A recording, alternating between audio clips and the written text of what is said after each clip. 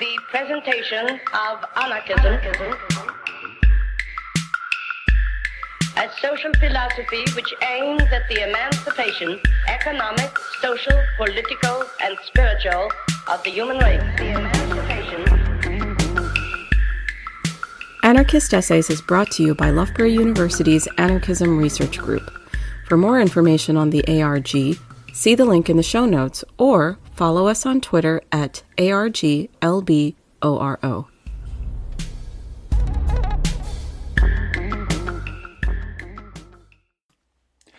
Participatory Filmmaking, Anarchist Principles and Practices by Cahal McLaughlin.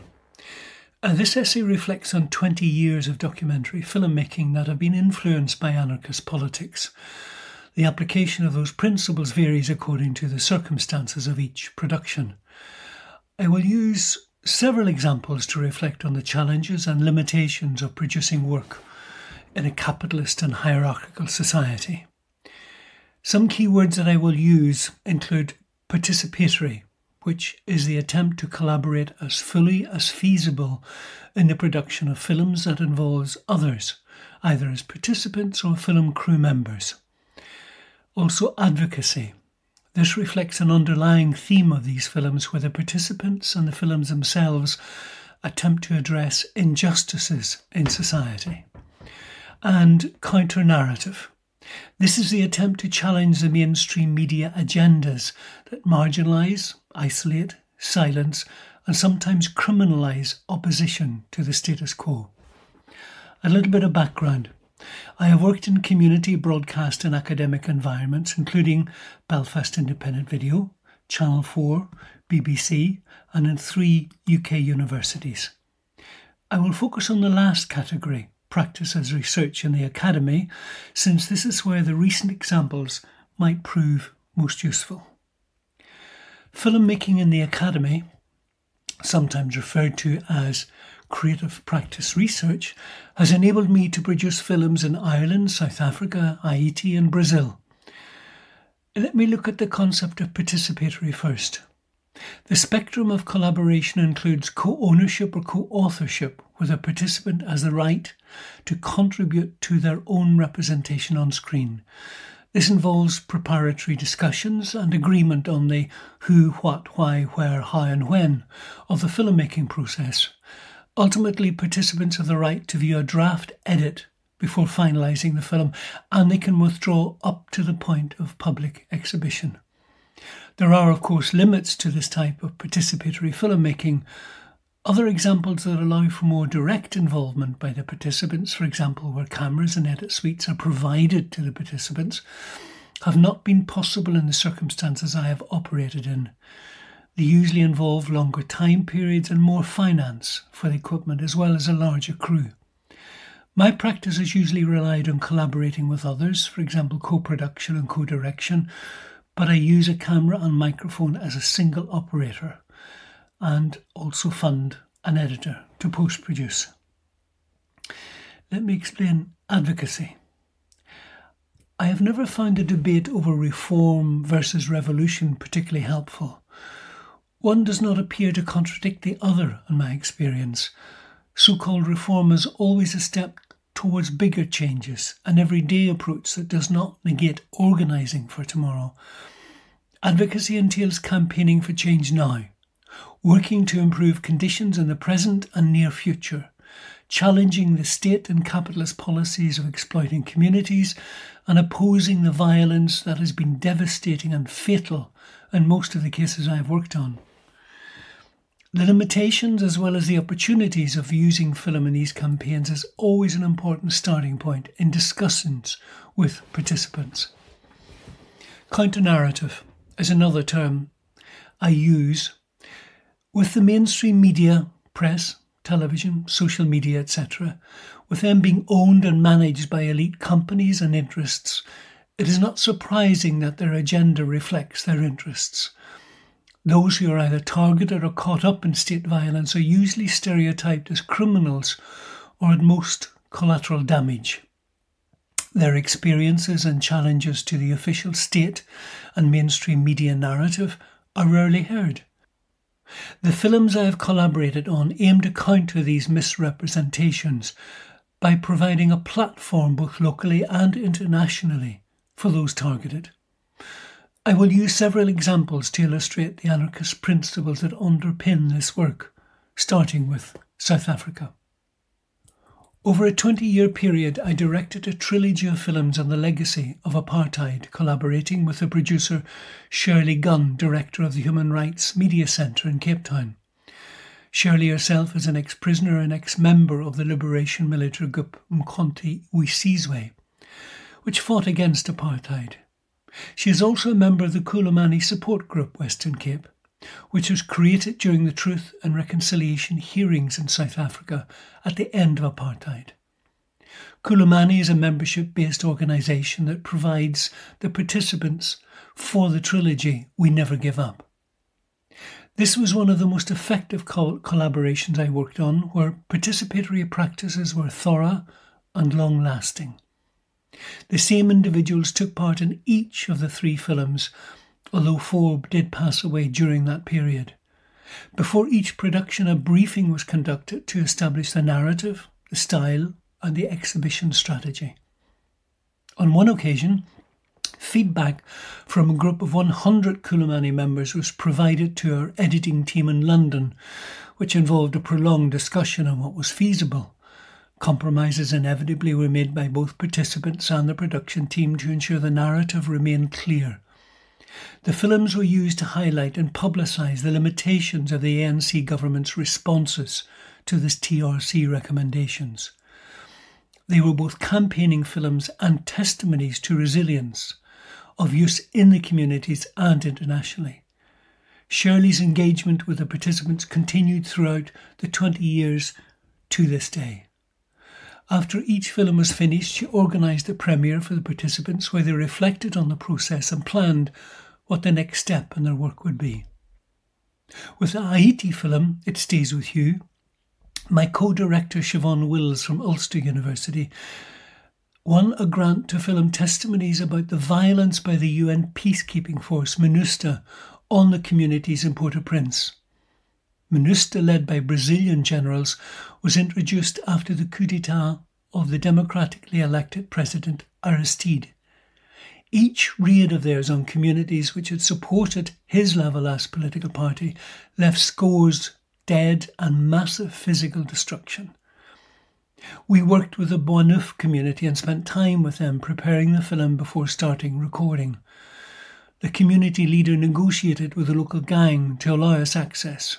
Only on one occasion were we asked to leave because of fears of violence escalating due to an upcoming election. Due to our limited access and our limited resources, not all participants were able to see a rough cut of the film in advance, but Siobhan was able to bring a near-complete film to show them before screening. Only one change was required: to provide audio dubbing over 3 English language interviews because not all participants were able to read Creole subtitles. The premiere was held in the Focal Cultural Centre in downtown Port-au-Prince, with the participants visiting for the first time.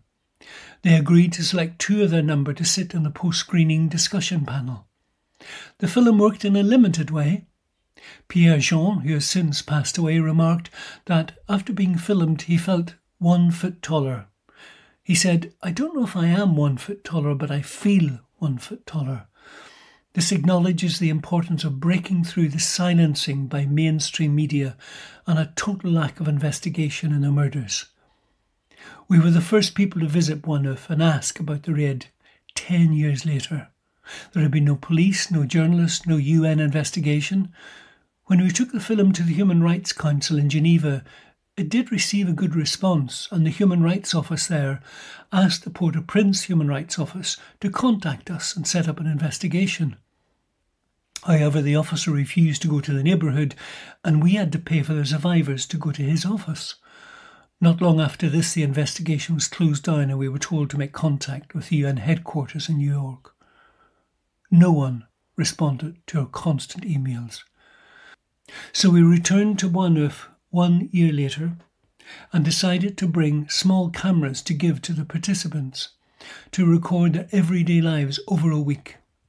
The level of violence had increased so much that they decided unanimously to not take the cameras, which would have attracted attention from potential thieves, and to make short films then and there in the vacant school we met in. They were free to raise any point they wished, with subjects ranging from a digital memorial of their lost ones to a message to the UN. In the end, they each decided to address the UN directly to camera in separate recordings in separate rooms. These were filmed and edited by two young local filmmakers and sent off to the UN. No acknowledgement or response was ever offered. The UN door had opened slightly, but was closed shut not long after. The limitations of appealing to power was underlined, but none of the participants regretted taking part in the project. We were unable to return to Haiti because of escalating violence, so we decided to follow up on the Brazilian method of so-called peacekeeping. A grant to film in the favelas of Rio de Janeiro allowed us to work with local community groups who had experienced police violence. It was significant that Brazil has the highest rate of police killings in the world. In 2022, the figure was 4 killings every day. Our first visit laid the ground by screening our previous film on Haiti. One young local filmmaker in the audience described it as a gentle film about violence, which sums up our approach. We collaborated with several community groups and parents who campaigned for justice for their killed children. As is the case with most of our work, when time is taken in advance and discussions continue throughout the production process, it is usual that only minimal changes are required by the time the rough edit is sent out for viewing. For example, we agreed at the beginning to refrain from showing the actual violence, despite available social media clips, and focused instead on the experience of survivors of that violence. The resulting film Right Now I Want to Scream was completed just as the COVID pandemic struck, so we communicated online and the subsequent screenings were held mostly online. An event at the UN was attended online by 2 of the participants, and subsequent screenings allowed online panel discussions that included the participants. Unfortunately, the rate of police killings has persisted since, but the participants have made it clear that the opportunity to have their voices heard on a national and international platform helped address the media marginalisation and criminalisation that they experience. The final example I want to offer is the prison's memory archive. Given the lack of progress in addressing the legacy of the political conflict here in the north of Ireland, many community groups have established their own storytelling projects, since storytelling is one way to ensure that public acknowledgement of one's experiences resists marginalisation and criminalisation, a characteristic of the mainstream media throughout the conflict. The PMA grew out of a filmmaking curiosity about how people remember back at the site of their experience. With the prisons emptied of prisoners after the Good Friday Agreement of 1998, it seemed an opportunity to return to the prison was a possible way of telling the story of a prison system that held about 25,000 prisoners during the conflict. One prison, the MLK, Maison-Lankesh, was the largest prison in Europe at the time. After years of negotiations with the different owners and constituencies, we finally got access in 2006 to the female prison, Amajil, and in 2007 to the male prison, Maison-Lankesh. 3 key protocols were adopted, which I consider reflect an anarchist approach to filmmaking. Co-ownership, allowing participants to co-own their own material with a right to withdraw up to the point of public exhibition. Inclusivity, with the fullest range of stories as possible, including prisoners of all political persuasions, prison officers, teachers, visiting families, solicitors, etc. And thirdly, life storytelling, which extended co-authorship by refraining from asking leading questions and relying on the materiality of the site to stimulate memories. The risks include the withdrawal of some participants after recording. For example, the Boston College Oral History Project led to legal prosecutions and concerned some of the participants. Some withdrew. But the rewards include the trust built with some constituencies that distrusted media. For example, one prison officer told us that he would not have contributed if we had not offered the right to withdraw. We now have 160 recordings of those who passed through these prisons, with over 300 hours of material available publicly. To sum up, the principles of anarchism, of non-hierarchical, collaborative and accountable relationships, have informed the filmmaking projects that I have had the privilege of collaborating on. The question of whether we have been successful in our advocacy, I will leave the participants and others to determine, but I acknowledge the limitations of such work, while I am also convinced of film's potential value in challenging the mainstream media's marginalisation, stereotyping and criminalisation of survivors of state violence. As the Kulimani members decided when they called their trilogy, "We Never Give Up." Thank you.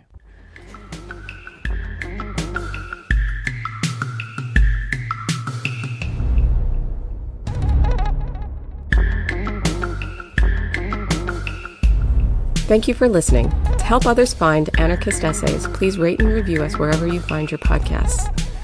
And if you're interested in anarchist ideas, why not check out the journal Anarchist Studies? For over 20 years, Anarchist Studies has been publishing original research on the history, theory, and practice of anarchism. For more information, visit www.lwbooks.co.uk/anarchist-studies.